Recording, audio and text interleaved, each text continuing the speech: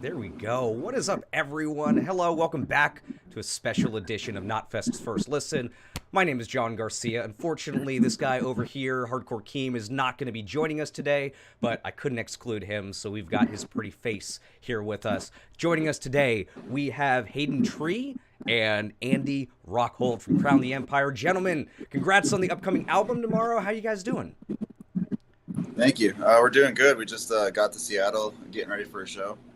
Yeah, I know you guys are on the road right now, Seattle, Portland after that. And I know you guys have been on the road for a while, actually. I actually get to say that I saw you at your very first ever stadium show, because I got to catch the Knotfest Road Show in Nashville. Just real quick before we start, tell us a little bit about that road show, playing in a stadium, and how that tour went for y'all. That was magical. It felt like a dream. I still don't believe it happened until I look back at video footage of it. It was awesome. We had initially, we started the tour in a van and trailer, but we were just so lucky to be there. We just didn't care. We're like, all right, day one, we pull into the stadium. I've never seen a production so big before. We'd have a guitar tech, a drum tech, merch guy, and that's pretty much it. And now I had seen 59 different individual moving parts behind, they had a jam room, it felt like a whole, well-oiled machine. And I was like, I've never seen anything at this caliber before. And then that show was, it was crazy seeing we were in the locker rooms for the hockey team. I was like, there was ice baths backstage and stuff like that. I was like, this is. They gave us a Nashville jersey, the Nashville Predators jersey. Yeah. John, they gave us a custom Predators jersey with their name on the back. It's cool. That's amazing. It was a.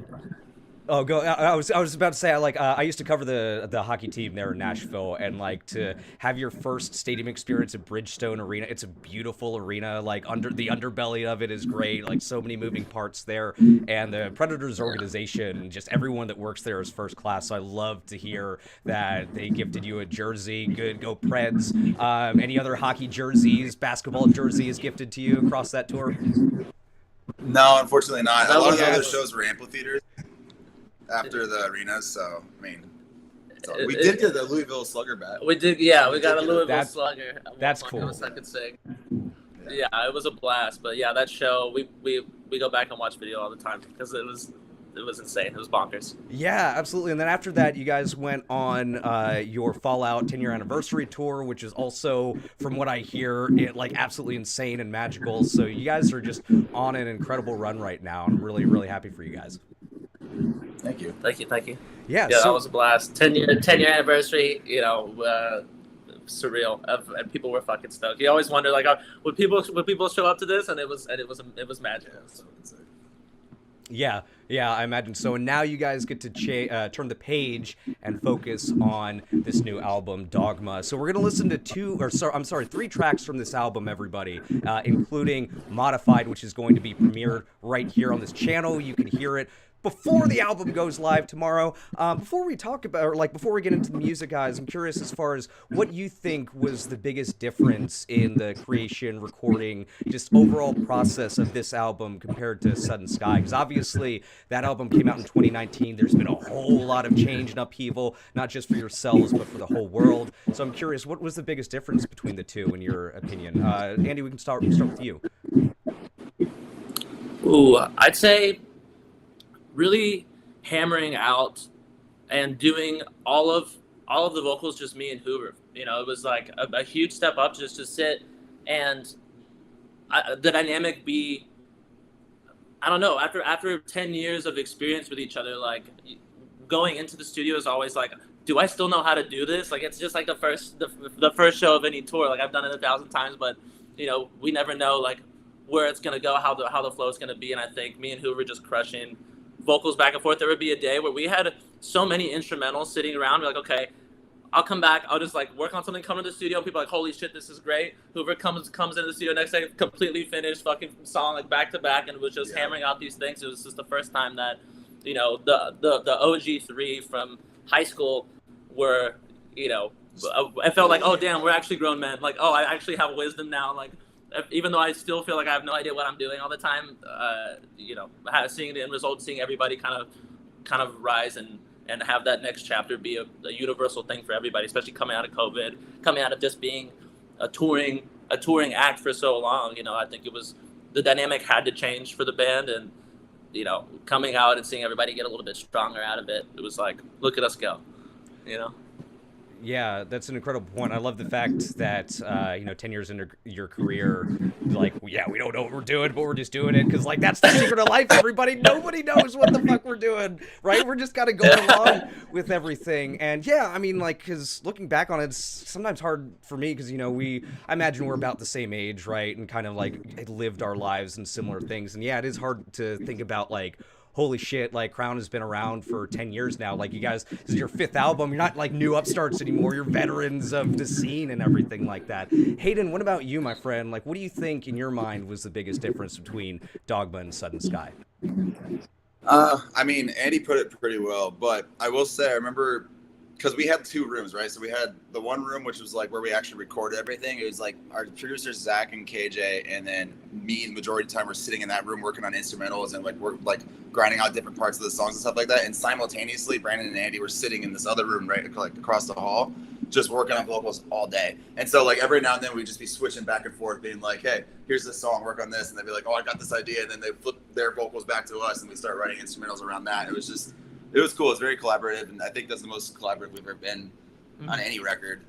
And it felt nice too, because I mean, we brought a lot. Like, I remember sitting in the studio being like, "How do we make this part heavier?" I was like, "I want to be heavy, like heavier again." And like, I'd be talking to our producers and stuff like that, and then like, I remember one time we cut this bridge out, and it was in Another Life, the ending breakdown. I was like, "Yeah, but what if it just, just kept going, and it just had a breakdown at the end of the whole entire song?" And they're like, "That could be cool." And then we did it, and then it just got even heavier. So it was sick. I don't know. Just fundamental metalcore conversation. Yeah. Just at every, but what if breakdown? But what if breakdown? Yeah, I was like, breakdown? Yeah, you know what this song needs? An endless breakdown. Just like half the song breakdown. Let's go. No, but that's great to hear, because like, some bands, after a few albums, things start to kind of peter off a little bit or things move. So it's good to hear that you like, this is kind of like new life for y'all, right? Hearing that this is a more collaborative album with this, and it kind of just, you worked off of each other is really cool. And I'm sure that for long-time Crown the Empire fans, it's going to be a treat to get this album in their ears after, 5 years now, it seems like? Can't be that long. There's no way. Something around that. I feel 500 years old on the inside. Dude, preaching to the choir, man. So, hey, let's do this. We're going to listen to 2 songs, and then we're going to get into the brand new song that hasn't been released yet. So we're going to start with Dancing with the Dead. Before we play this song, my friends, what is it that you want to share about this song, talk about the song, the behind-the-scenes shit about this song? It's the first song we ever made as a band that has no singing in it. Fuck yeah. That's the big, I think this is probably the heaviest song we've ever had, period, right? Totally. Yeah. Cool. Yeah, that was it was a huge moment. It was we're like, we've had the opportunity to have a bunch of heavy parts and a lot of singing, but we're like, fuck it, let's just push the boundary as far as we can go in either direction. Just like, what if there was just none at all and we just wanted 100% just fuck you energy? I don't know if I could say that on the Snotfest, but well, you did, but no, it's totally cool. You can curse. But yeah, we just wanted an ass beater 100% through and through, and so that everybody else that we could still hang. Yep. Fuck yeah. Well, let's start with that ass beater then. This is track number 7 from the album. It's going to be track number 1 in your hearts, and we're starting it right now. My friends, this is Dancing with the Dead off Dogma by Crown the Empire. Let's hope. And you guys should be able to hear this. Yeah. There we go. Yeah, no weight to this one. It's just right in. Yeah. Let us know what you're thinking about the songs, about the band, about the tours in the chat, my friends. We're live everywhere. Facebook, Twitch, YouTube, everywhere.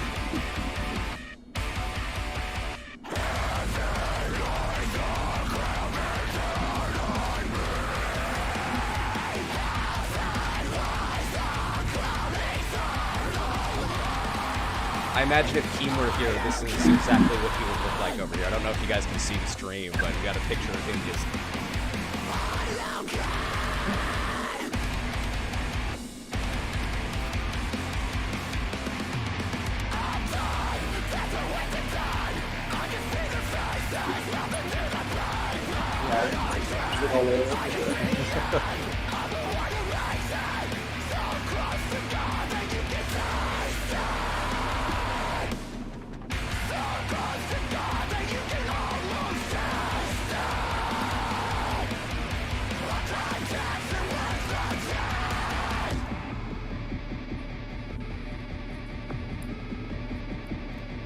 gotta remember too, you guys ended this song on the Knotfest tour. Ended with the song, didn't you? Yeah. Good live energy on this. The crowd was great for that one, y'all. Like, even early on, like, everyone was moving around.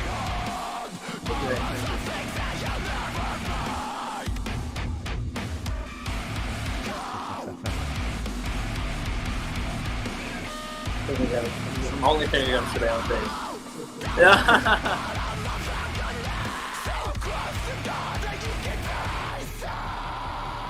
Beating the shit out of that guitar. Da-da-da-da.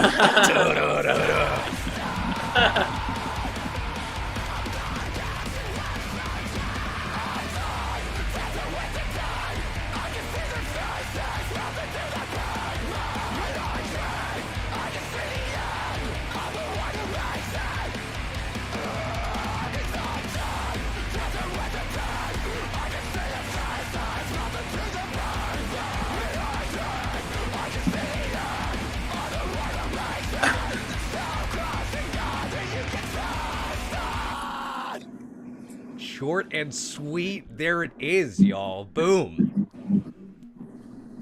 Yes. We end the tour with this one too. Yeah. It just feels good.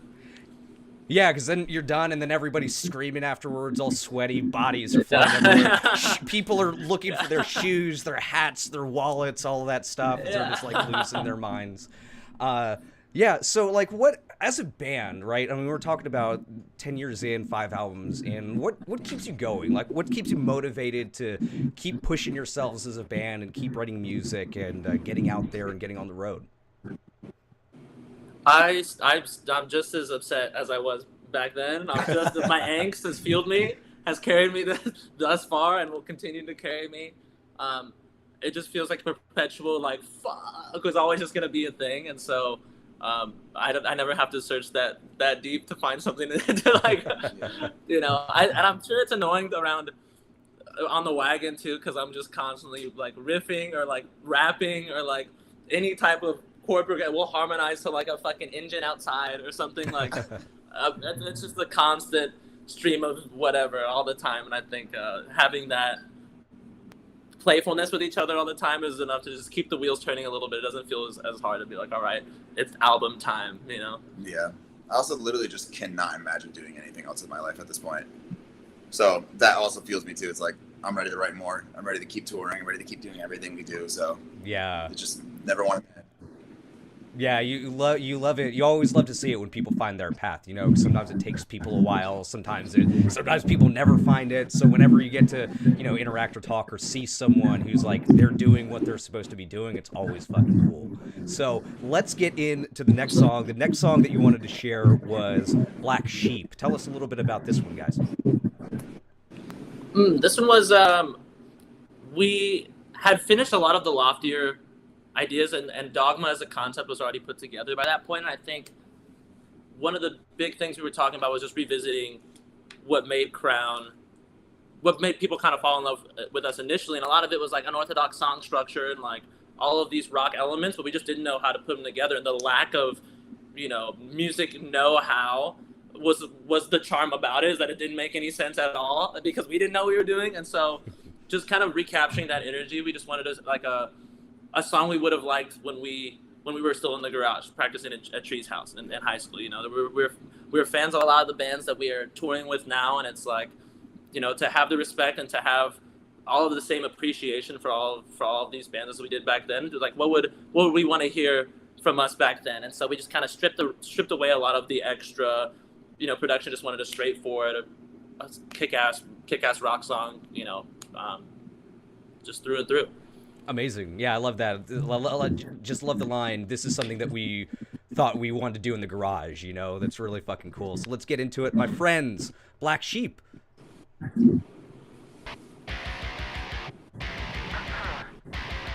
love hearing so much. It's so fun. It's so fun. It's really This is a good track number 2, y'all. Yeah.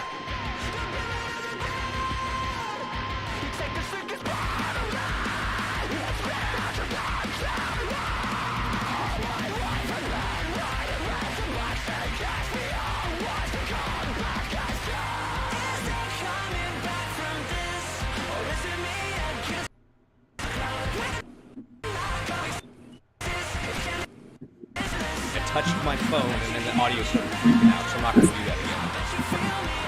You hear it? It's already like this. You hear it?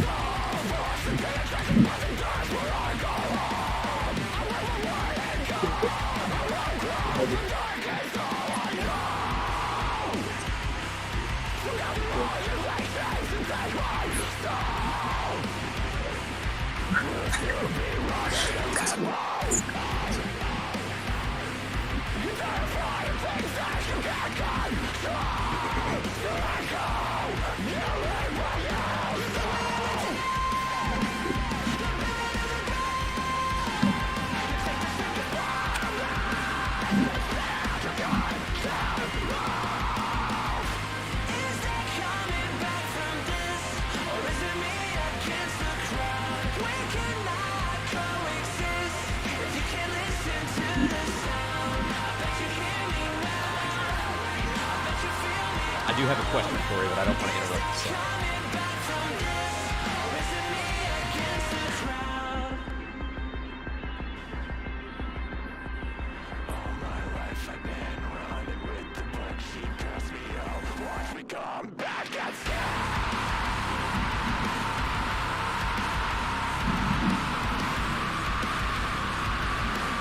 This is the pyro part. Yeah.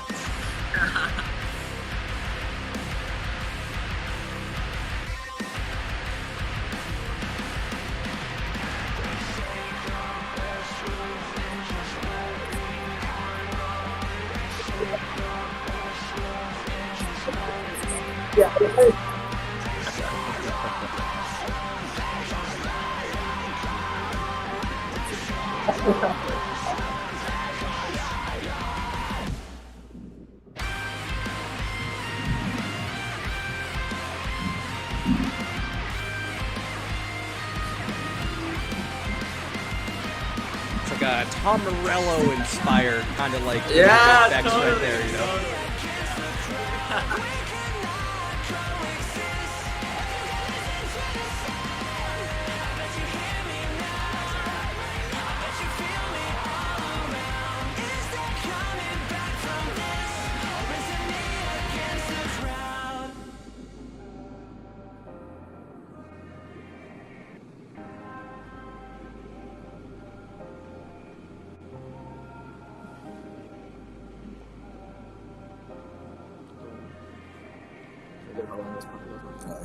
Yeah, I gotta give you that second to kind of let the listener hang there for a little bit. The fade out. Yeah, like. All right. Fuck yeah. So before we get into the premiere, I'm curious. So I know you only have a handful of dates left in the current tour that you're going on, but tomorrow I believe you get to play a album release show and everything like that. How have you structured your set list through this, having an album come out right in the middle of the tour? Have you been like, okay, we're gonna put all the songs that are on an album that people haven't heard all the way through the tour, or are you gonna kind of modify it after the album comes out? We actually started releasing singles off this album in 2021? Into 21, right? Yeah. It's been a long First single time. came out in 21, which is great. So I know. all the half of our set list is actually all new songs from this album, but in theory, since some of the songs have been out for 2 years or a year or so, they're not necessarily that new. So it was actually kind of easy. We just put all the songs that came out on the set list, and then all the other biggest songs of our whole catalog are in the set list as well. So everyone gets best of It's best of both worlds. It's like 5 and 5, right? Or 4 and 4. I think it's 5 and 5. 5 and Yeah. 5. Yeah. So we split it equally, and then kind of put it out throughout, and they've been going over really well, which is like the most nerve-wracking part of the tour. Is like, all right, we just got to the point where like we're tight with each other now. Like, I haven't even thought about the factor of like, oh, I have to entertain people too, like not just do it right. But they've been super well received, and yeah, it's been fun. Can't wait to figure out how to fit the rest in there. Yeah, I mean, we've done new songs on set lists in the past. I remember when we did Bloodline live. From like 2014, we released a song before Warped Tour. We played it on Warped Tour, and it went over horribly. Like, we played it fine, but the crowd was just like, I don't know this song. Yeah. And then this time around, we did Black Sheep right before this tour started, but we planned on playing it anyways. And every single night there's been mosh pits, people singing the words. So, I don't know. It's cool to see that people are enjoying the new music live, too.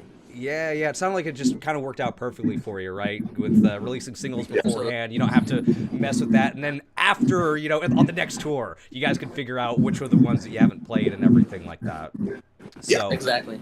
All right, so let's get into the final track, never before heard, other than like y'all, right, and the people who've been helping with the album. But the people on this stream haven't heard this before. This is Modified. What do you want to tell the people about this song, guys?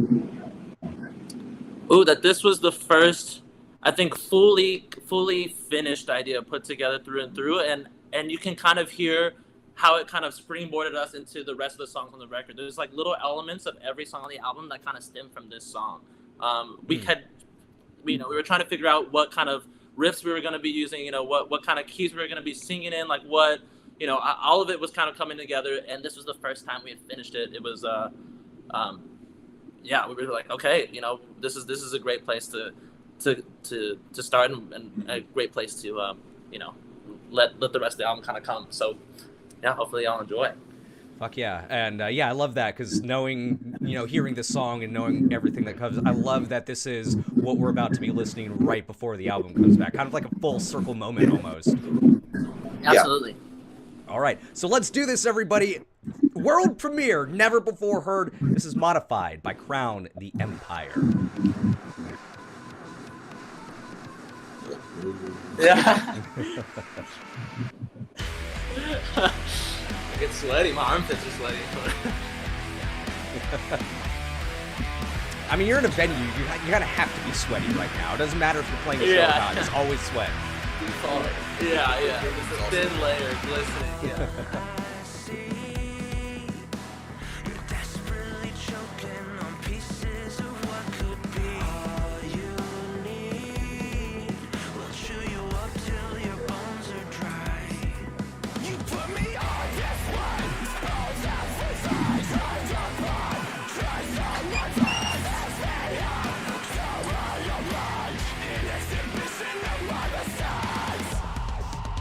This part coming up here, since I've been setting up this stream, has been stuck in my head for like 2 days. Oh yeah.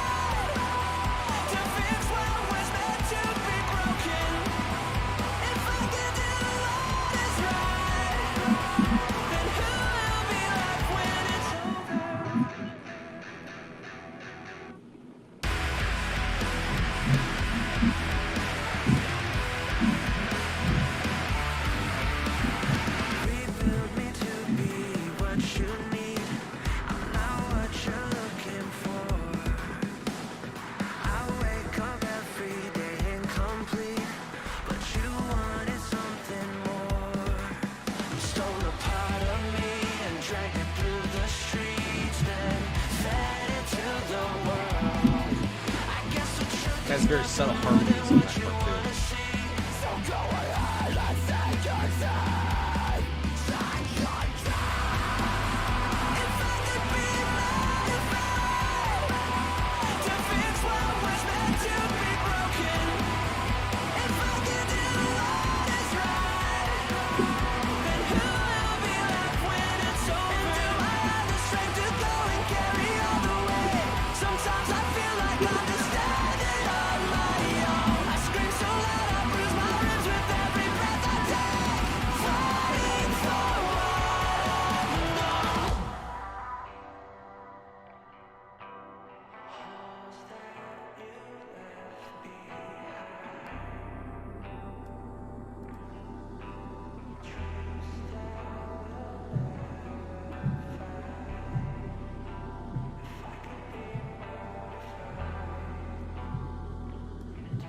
A lot of nice little quiet moments on these songs too. Like throughout the ones that you've released and everything like that. Very nice. Yeah. Breather. Yeah.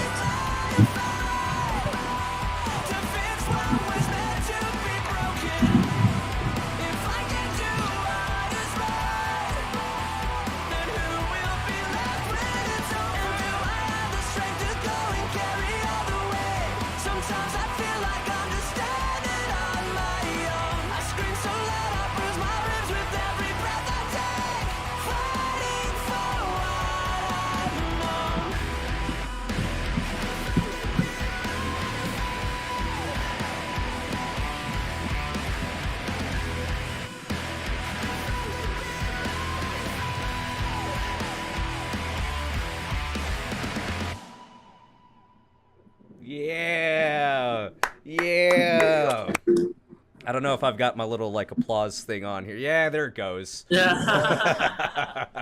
Oh yeah. Hell yeah. Thank you. Yeah, no problem. Hayden, Andy, I know we've got a couple more hours until the 3 hours over in the UK before the album's released. A little bit more than that over here. What do you want people to take away from this album when they listen to it? I know they've got some of the songs already, but they have a whole half of the album that's coming. What do you want them to take away after they listen to it? That's a tough. I know it's question. big. I guess just that we're here to stay. That Crown is a legacy band now. 10 years is like the numbers are there. Put some respect on our name, but we have a bunch of no, it's okay. But we put a different. We have a lot of we've kind of sat on the outside of metalcore, and we've had the opportunity to do a lot of singing stuff, a lot of rock stuff, a lot of alt, a lot of things that make us multidimensional. I think being able to dip our toes into or not dip our toes. I don't know. That's a weird. But dip our I guess our paintbrushes into different types of ink. Like dip our toes. But it's to kind of to do everything that we can do to the best of our ability.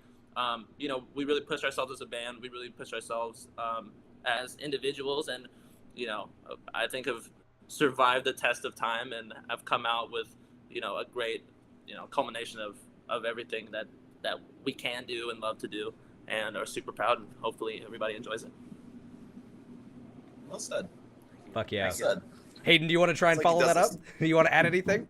I don't know if I can follow that one up. You hit it on point. Well, to your point, Andy, I told you in the green room before we went live that although he couldn't make it today, Hardcore Keem sent a message for me to relay to y'all, and he wanted me to tell you guys that you absolutely slap, and that y'all have been killing it since Limitless, and you have a forever fan in Hardcore Keem. So he's not here today, but he sends his love to y'all. I was excited to meet him. Not gonna lie. We'll set something up in the future, my friend. I know he was super excited to do this as well. It just didn't work out, unfortunately. I want to see him beat up the dude he has behind him. You know what I'm talking about? Oh yeah. We got in the picture that we got up right now. Bobby just fucking just boom, boom, boom. I think he would have done that to Dancing with the Dead. I'm pretty sure that he would have done that. That would have been legendary. Well, hey, we'll just have to do it until next time. So, Hayden, Andy, thank you so much for joining us today. Shout out to all the people over at Rise Records, great record label over there, doing a lot of really cool things. And congratulations on the release of Dogma tomorrow, guys. Enjoy the show, enjoy the rest of your tour, and enjoy killing it as you go and spread that album across the world throughout this year, my friends. Thank you, man. We Thanks so appreciate much, it. man. Appreciate it. Thank you guys so much. Thanks everybody watching. Yeah, Thanks for having us. absolutely.